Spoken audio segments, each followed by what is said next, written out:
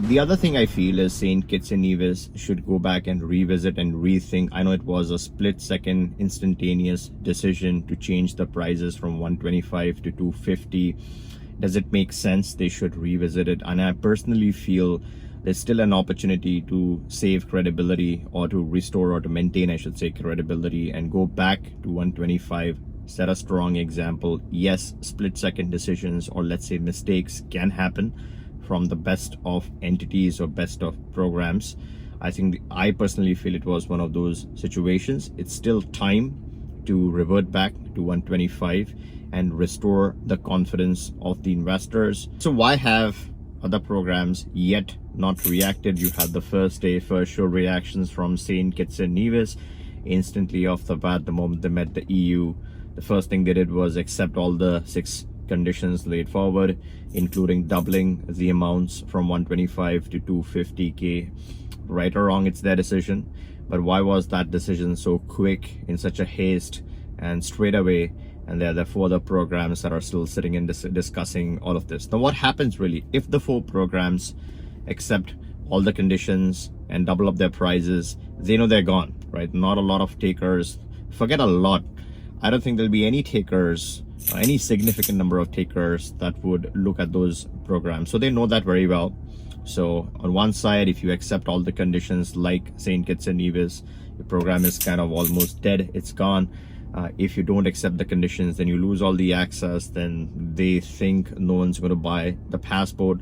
Now, as far as the passport business is concerned, a lot of people, a lot of rich Westerners don't buy those passports for travel or enhanced global mobility. That's just a marketing buzzwords that the marketing agencies would throw around to market those products. There's some other unique reasons why people purchase alternate citizenships. It's for privacy, it's for an alternate backup option. It's a plan B, right? A plan B is not a plan B if it is controlled by your plan A country.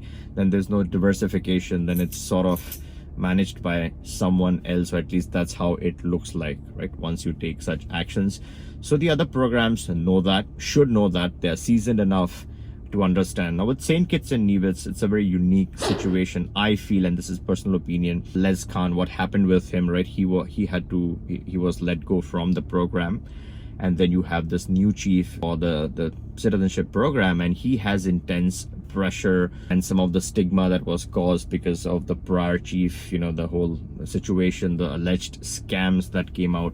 So this guy had to really perform and prove himself to a certain extent. I feel it was a very simple decision for them to just accept, surrender to the demands of the EU and implement whatever they're saying. The other programs are not facing the same situation. It's a very, very difficult situation. The whole crackdown by the Western governments has gotten the CBI to a point where it's do or die.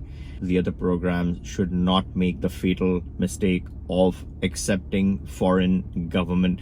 It may be right or wrong is not the question here. In order to save the business, in order to restore or maintain, I should say, the credibility, in order to reaffirm the credibility of these programs, the more they listen to outside forces, outside governments, they're less of a plan B. So you're not paying money to get a visa access to a country that you can easily get through a residency permit in the country of your choice. You're purchasing these passports not for access, you're purchasing these passports for plan B, for safety and security. So the last thing you want is your country to surrender to foreign external entities. That tells you something about the country. The whole concept of a country and its credibility is at play over here. Access is a very minor thing. Access can be restored, access can be gained via residencies, but once the credibility and the trust is gone, it's sort of gone forever. It takes a lifetime to get that back. So I feel the other four programs have a very unique opportunity to save the day and save the situation. Stay put, be strong, and continue what you're doing. investors are going to flock to you. Investors are going to raise the monies. There's some other access that people are very interested in, like China. People used to be, interested in Russia. When the situation goes back to normal, that's one area that you can look at. And you have so many other non-Western access, good access. You have access to Japan as well. So, that those are some of the other accesses, alternate accesses that such countries should target. They should look at the alternate pathway that they have.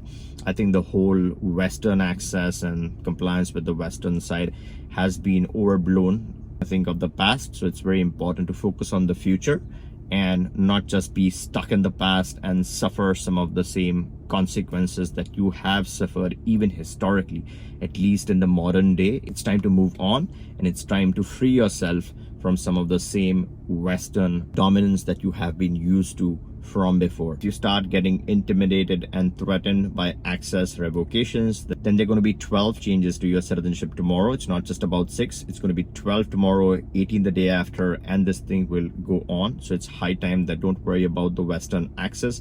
People don't purchase these passports to go back to the West. People purchase these passports for Plan B purposes, for security, privacy, etc. The moment you take the privacy aspect out of the program, I think it's dead in the water there and there. Therefore, it's very important to restore the investor confidence. I personally feel they should go back to 125 and reinstate their program the way it was before sudden flip. Now, before you go, make sure you're subscribed, because I do news breaks on this channel. And if you like this video, give me a thumbs up, share, sub, and catch you in the next one.